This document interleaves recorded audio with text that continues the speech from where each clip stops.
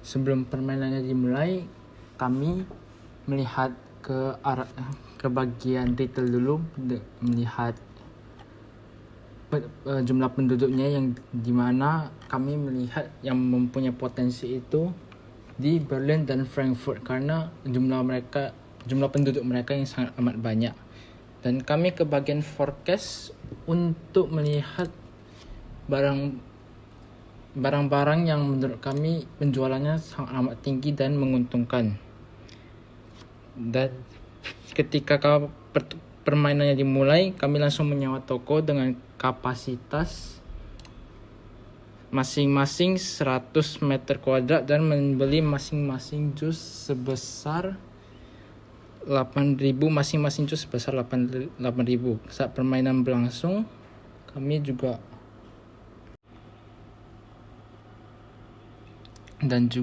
untuk harganya kami ada mengubah-ubahnya ketika harga di mana ketika barang sedang laku kami akan menaikkan harga, dan sebaliknya juga ketika harga kurang laku. Dan kemudian kami juga memberikan diskon agar barang expired tidak terlalu banyak apabila tidak habis terjual di hari tertentu. Untuk barang yang telah expired, maka kami pindahkan ke backroom.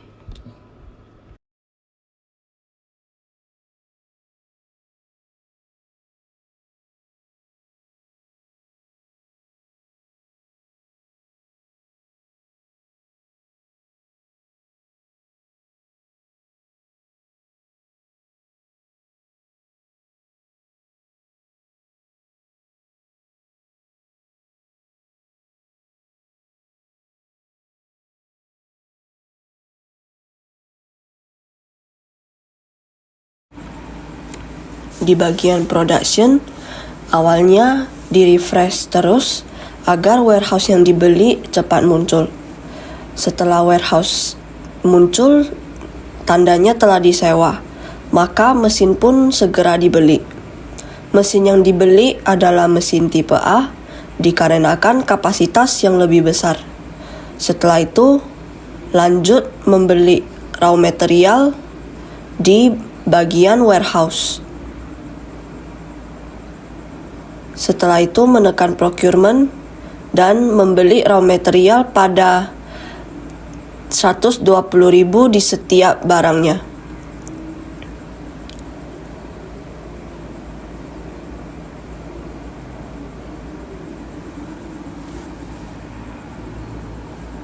Setelah itu di-refresh lagi agar barang-barang yang dibeli muncul di warehouse secepatnya.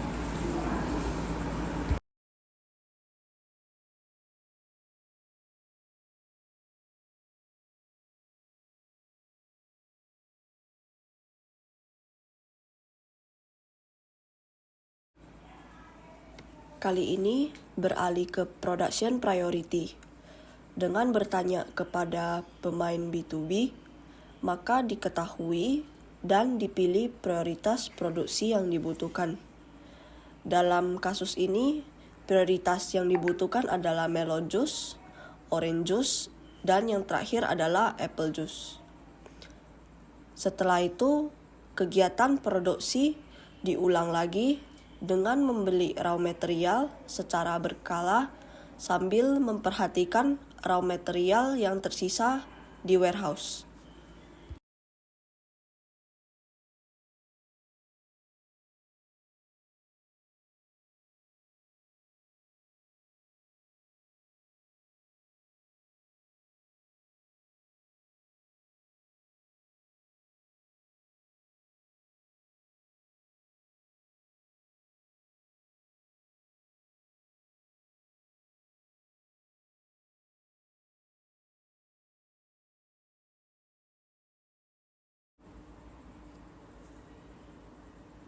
Penawaran pertama yang kami ambil adalah produk apple juice karena stoknya sudah memadai dengan bid 15 euro.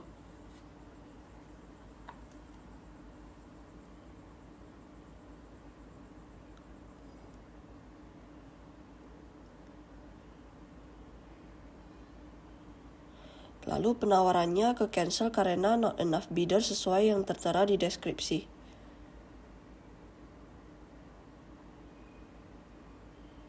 Setelah itu, kami mengambil penawaran lain dengan produk yang sama dengan harga 16 euro, kemudian kami menunggu keputusan dari klien.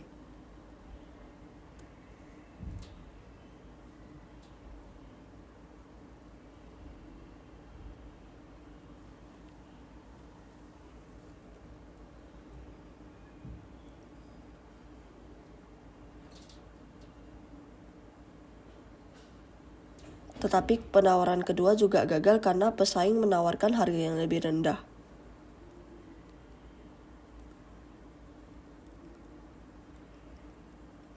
Kami kembali mengambil penawaran ketiga dengan harga 15 euro.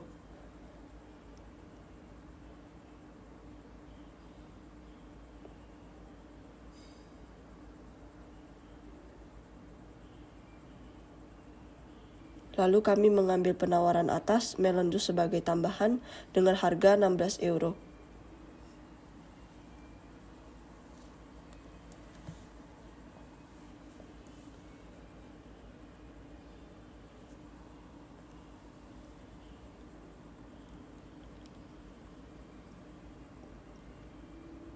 Di sini terlihat penawarannya sukses dengan harga 16 euro.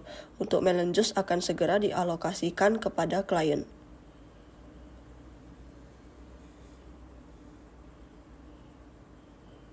Selanjutnya adalah penawaran apple juice dengan harga deal 15 euro. Karena ini adalah deal, maka hanya perlu langsung dialokasikan kepada klien.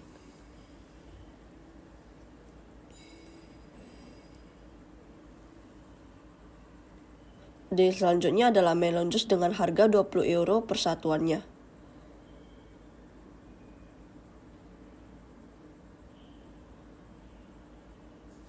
Berikutnya kami mengambil penawaran atas orange juice dengan harga 19 euro, tetapi penawaran tertutup.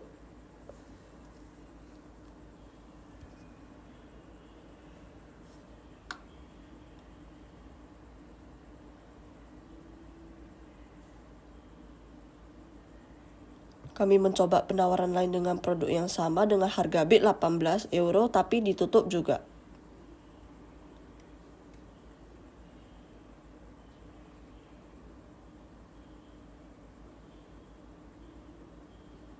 Selanjutnya kami ingin mengambil akses lain, tetapi tidak bisa karena transaksi belum selesai.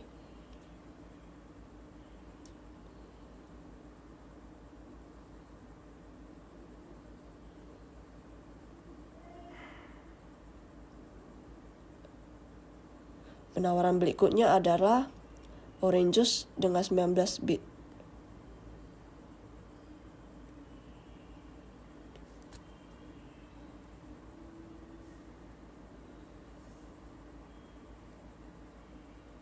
Kami juga mencicil alokasi karena vendor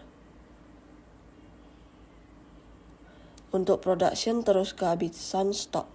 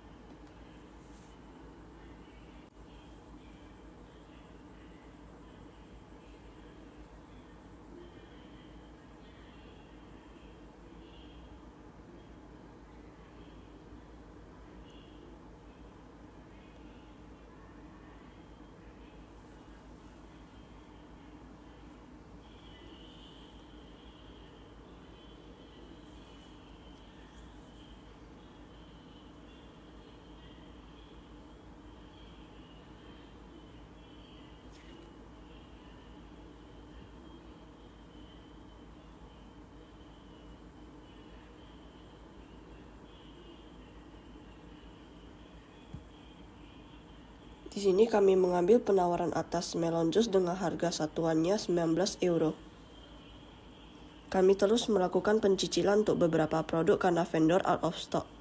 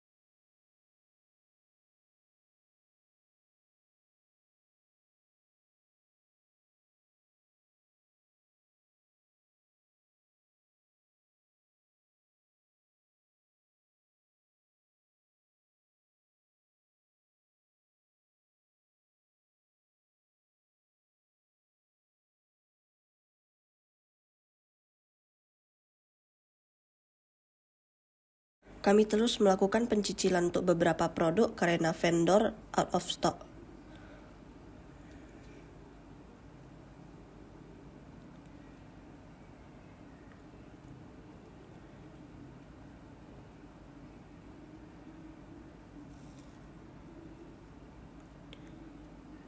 Berikut kami mengambil penawaran melon jus dengan harga bid 19 euro.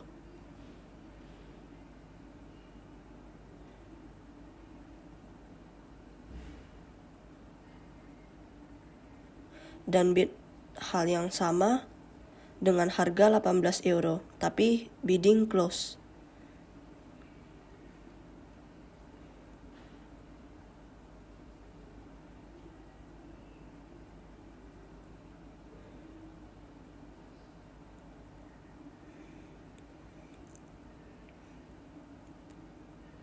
Selanjutnya juga melon jus dengan harga bid 19 euro.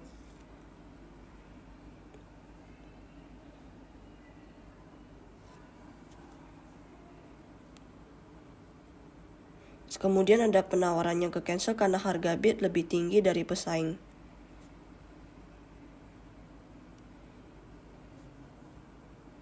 Setelah itu kami juga mengambil penawaran melon jus dengan harga 18 euro.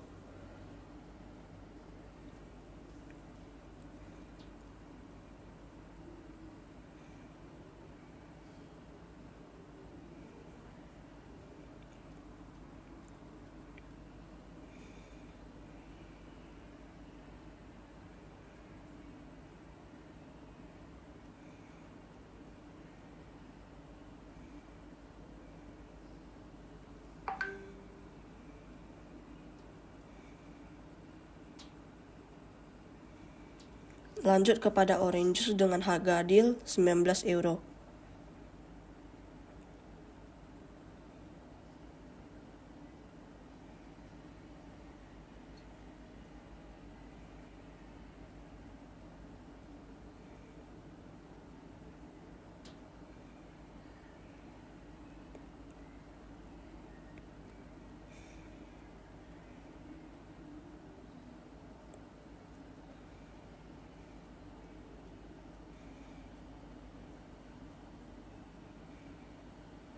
Lalu penawaran terakhir adalah apple juice dengan harga bid 15 euro.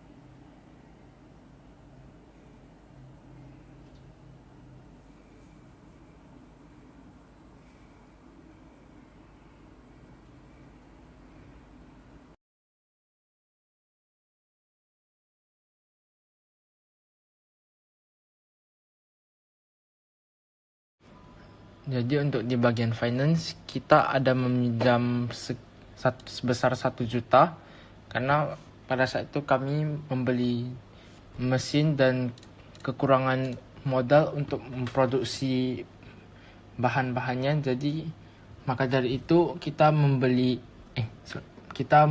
meminjam sebesar 1 juta. Dan di balance sheet ini keuangan kita yang awalnya 1.500.000 kita belanjakan semuanya di retail dengan membeli 2 toko, yaitu di Berlin dan di Frankfurt, masing-masing sebesar 100 meter. Dan penggunaan tempatnya di sini juga cukup bagus, lumayan maksimal, dan keuangan kita semakin lama semakin untung juga, meskipun ada turun-turun sedikit hingga 1.400.000 gitu, namun mengalami keuntungan setidaknya hingga sebesar 1.394 dan revenue sebesar 8.530 hingga pada hari terakhir. Dan juga di net profitnya ini mengalami 1.394.000 dan semua hasilnya ini 3,8 juta. Di bagian marketing kita di sini membeli marketing media A yang di Berlin sebesar 2.700 dan Frankfurt 1.200. Mengapa yang Berlin hingga 2.700? Karena kami melihat Berlin ini potensinya sangat besar karena penjualannya di forecast itu sangat amat tinggi dan menguntungkan. Maka dari itu untuk media A kami menginvestasikan marketingnya hingga 2.700 di Berlin. Dan media B kita menginvestasikan sebesar 1.100 di Berlin dan di Frankfurt juga. Meskipun di sana tidak sebegitu lancar di media A di Berlin. Dan juga pada media C kita menginvestasikan sebesar €900. Dan untuk base Intelco-nya ini kita setiap 1 hari sekali kita beli. Dan untuk warehouse-nya kami sewa di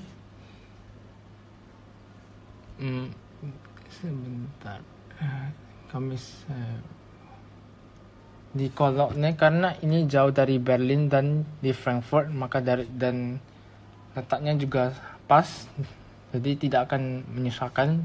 Maka dari itu kami pilih di Cologne dan kami sewa sebesar 1.500 karena kami ingin mengambil lebih banyak B2B dan juga menampung lebih banyak mesin. Maka dari itu kita memutuskan untuk menyewa 1.500. Dan untuk B2B-nya kita ada bid sebanyak